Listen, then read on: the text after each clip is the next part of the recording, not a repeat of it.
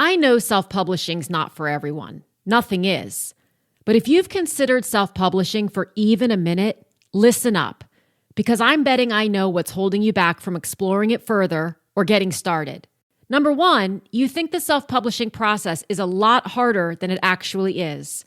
And number two, you're understandably afraid of doing it, air quote, wrong. So I've created a new free resource for you.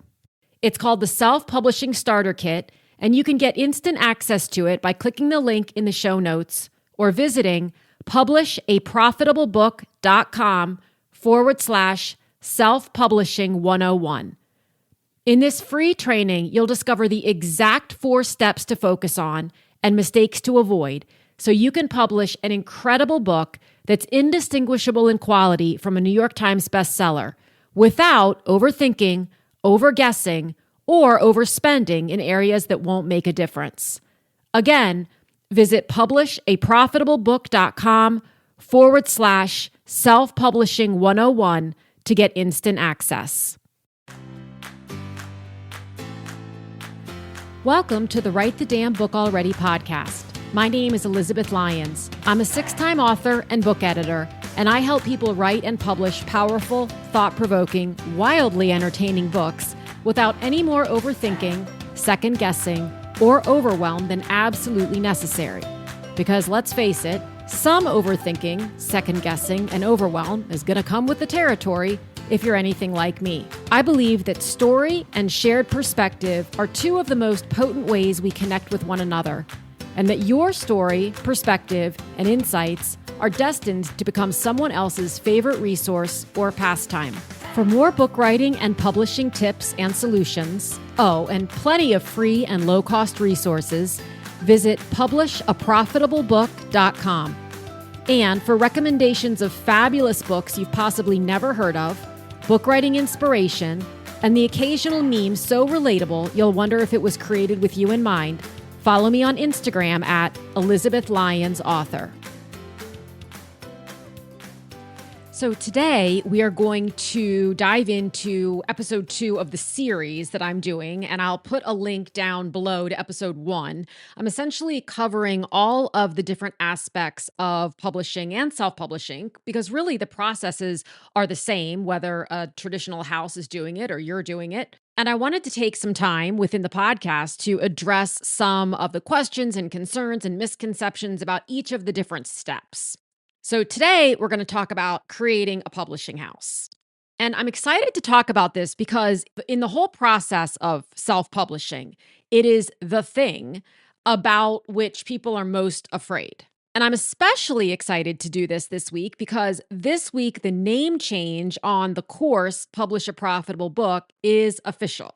So while the overall platform, Publish a Profitable Book, and the website is publishaprofitablebook.com, that hasn't changed because that would be quite a heavy lift to change the domain name and all of that. I don't see any reason to do that. It finally made sense to change Publish a Profitable Book was my very first course. That was the first thing I created. And then from there, I created what was Book Writing Made Simple and became Write the Damn Book Already, which is also the title of my 5th book, and it's obviously the title of this podcast. And then I also have a course from manuscript to market on book launching. It walks you through the book launch process that I use. But I've been waffling for a long time, really, about the title or the name of the course, Publish a Profitable Book, for a lot of different reasons. And I actually explain those reasons. I put a link. I've got a blog post up that explains why I was thinking about making the change and how I came to the decision. Because making a change, whether it's retitling your book or renaming your company or renaming a program or a course, is something that a lot of people do. And at the same time, they sort of wonder, should I do it? And how do I decide whether to do it and when to do it? And so I shared in the post how I made the decision, what the pros and cons were in my mind of making that shift after having the course be named Publish a Profitable Book for, 6+ years now. And how I made the decision that, it was the right thing for me to do. So that might help you as well if you're looking at a similar decision point. But now the course is officially titled Publish the Damn Book Already. So everything goes together. We've got the branding on point and it just makes sense. We've got Write the Damn Book Already, We've got published the damn book already. Ultimately, we'll probably have launched the damn book already.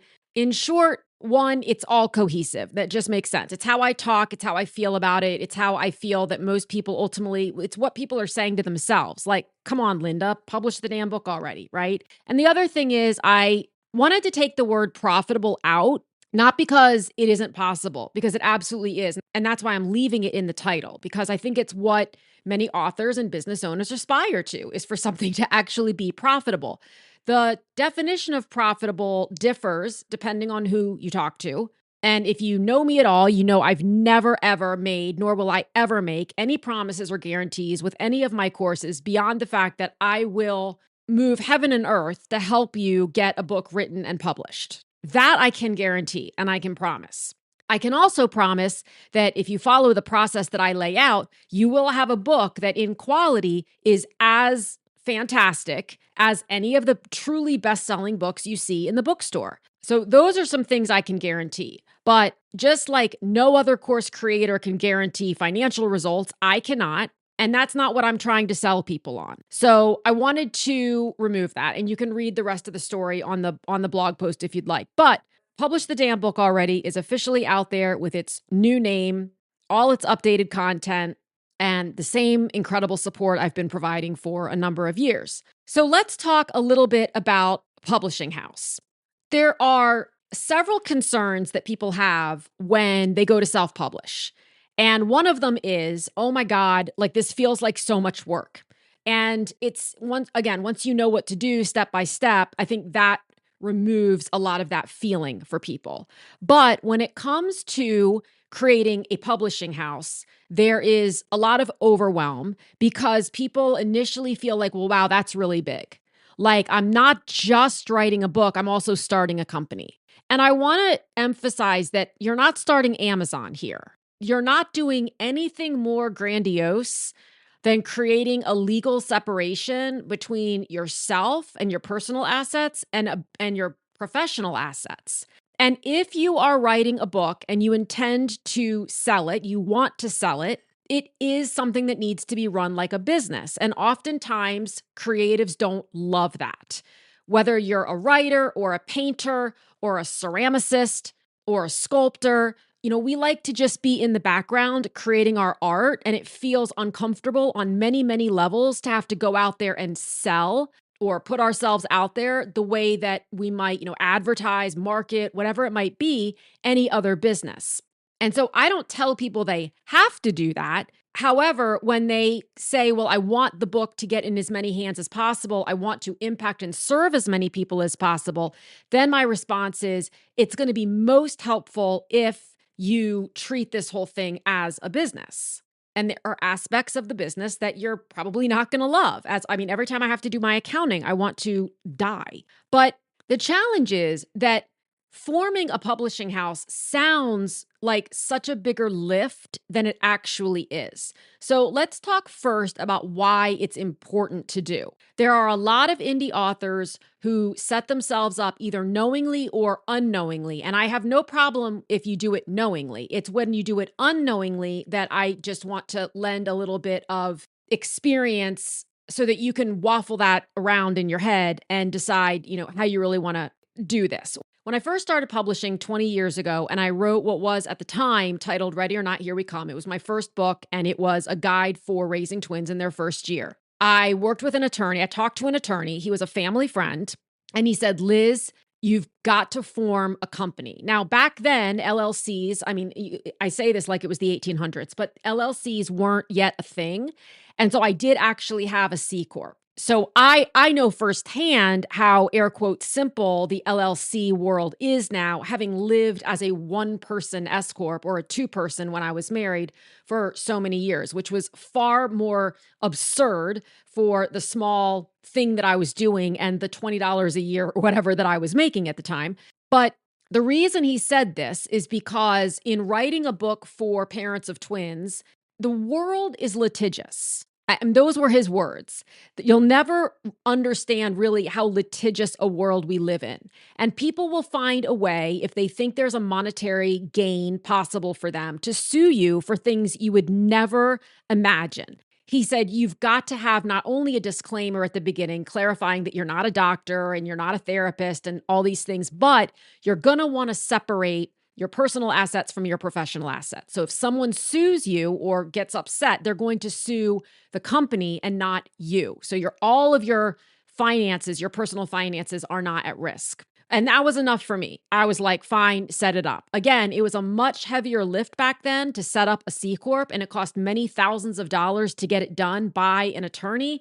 Today, that's not necessary. I've set up multiple LLCs in the last 20 years, and I've done the vast majority of them myself, and it's just not that hard to do.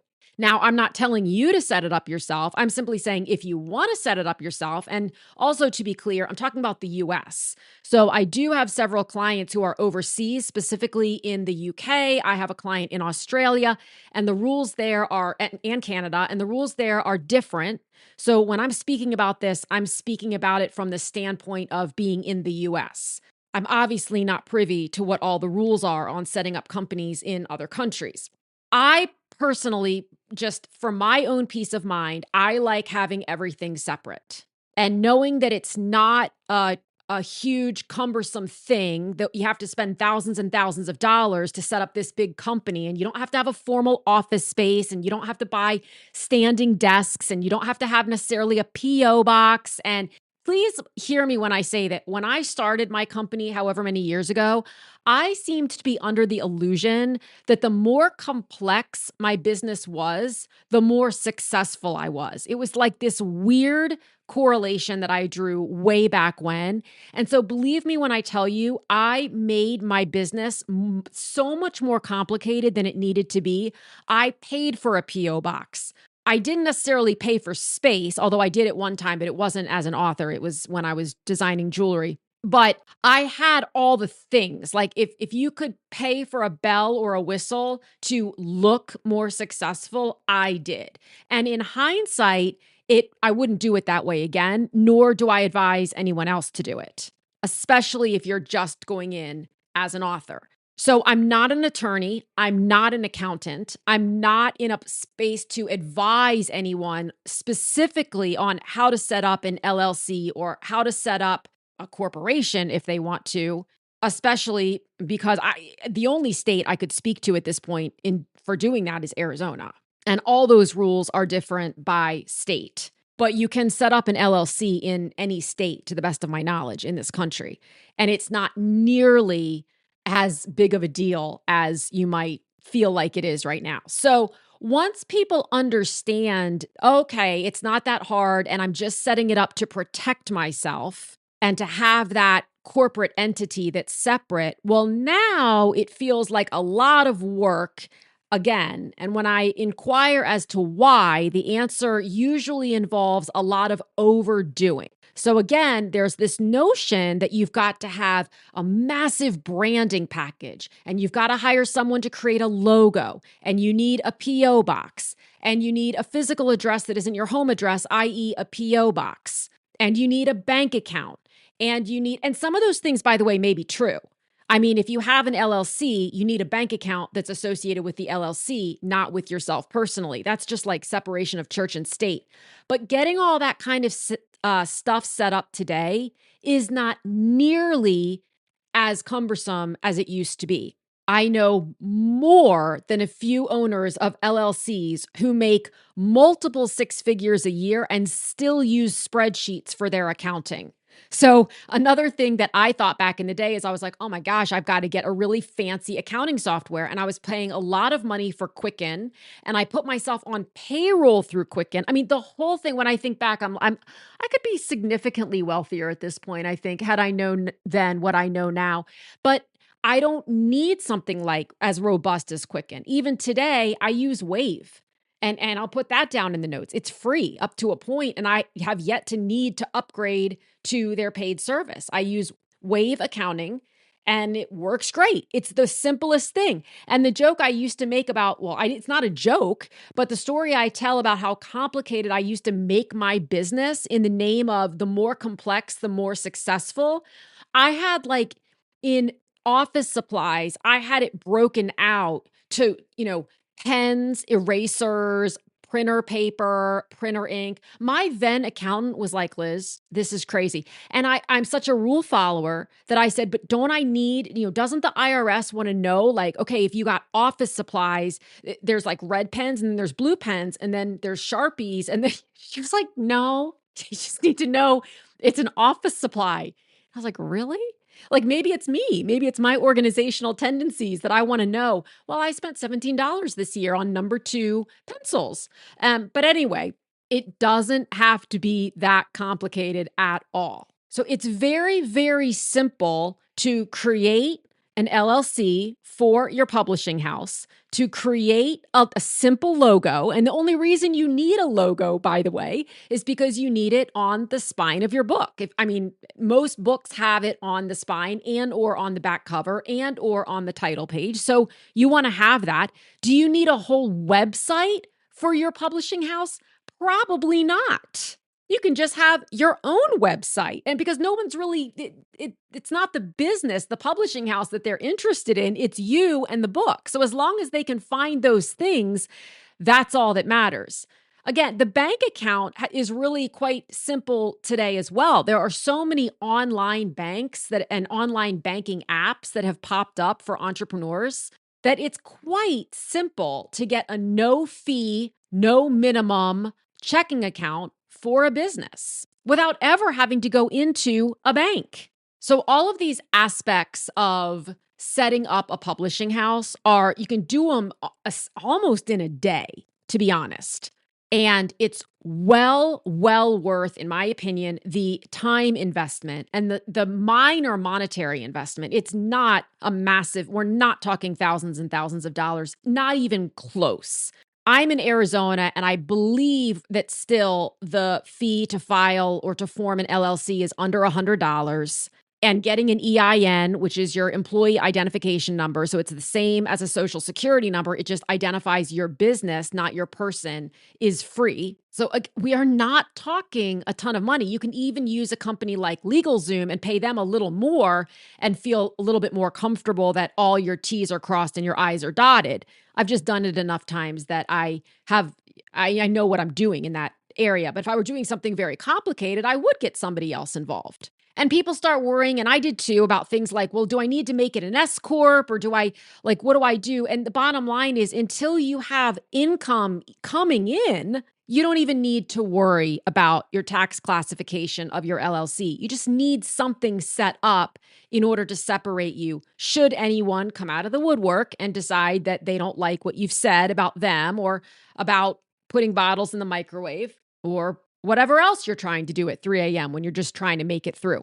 So I go into much more depth in all of this in the 3rd module of Publish the Damn Book Already. So I will walk you through not the nuts and bolts of how to do this, like how to form an LLC, because again, I can't speak to that. It's state by state. But I do speak to how to easily get a logo. What are the assets you actually need, i.e. bank account, et cetera? Why is it important to do it this way? What are your other options? All of that kind of thing. And also to be perfectly clear, because whenever I mention this stuff on the podcast and I say, hey, this is something that we go into much more detail on in module 3 or module 8 or whatever of insert course name, it's because I want you to know it's there for you. I don't hold the keys to any kingdom. And technically, all of this is Googleable. It's how I learned how to do it.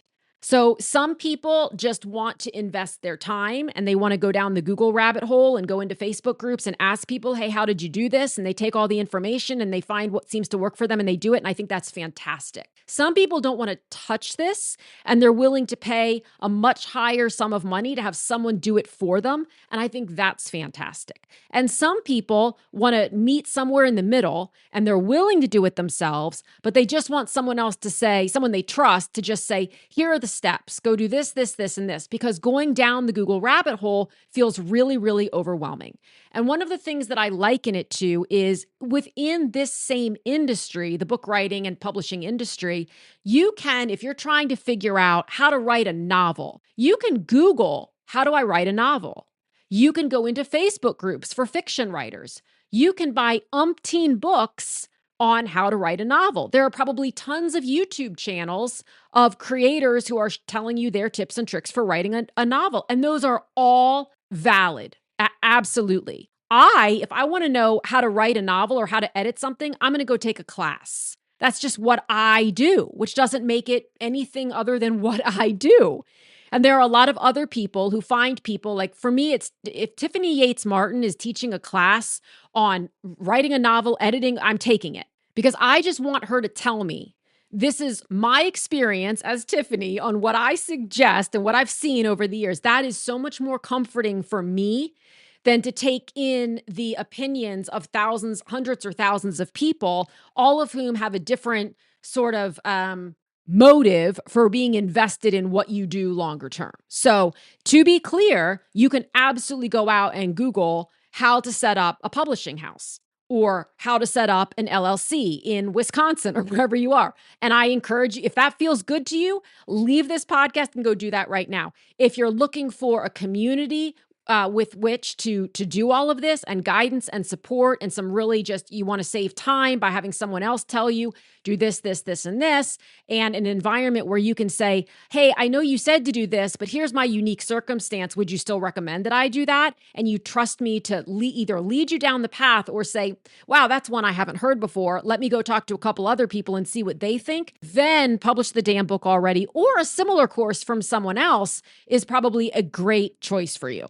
So all in all, please, please, please know that setting up your own publishing house, while it may feel like you might like envision the Penguin Random House offices on, what are they on Fifth Avenue, or they're somewhere in New York, and be like, oh, you're asking me to set that up? Not even a little bit. It is no different from any other LLC that you would set up for anything else that, frankly, so many of you are already doing. If you already have an LLC set up for something else, you can just make your publishing house a DBA of the LLC. And there are reasons you might not want to do that. Again, not as an attorney or an accountant, I'm not going to get into that, but it's not nearly the challenge that sometimes it sounds like when you hear, go set up a business, go set up an LLC. So I wanted to clear that up. That's the second piece of this series and all the different steps of book publishing. I think next in the series, we'll tackle cover design. But if there's another aspect of indie publishing that is really on your mind, reach out to me and let me know. And if it's not cover design, then we'll tackle that next. All right. I hope this was helpful, and I will talk with you again next week. Thank you so much for tuning in. If you enjoyed this episode, this is your friendly reminder to follow or subscribe, leave a quick review, and share it with someone you know has a great story or message, but isn't sure what to do next. Also, remember to check out publishaprofitablebook.com for book writing resources and tips, and to see all the ways we can work together to get your book out into the world. Again, thanks so much for listening, and I'll talk with you again soon.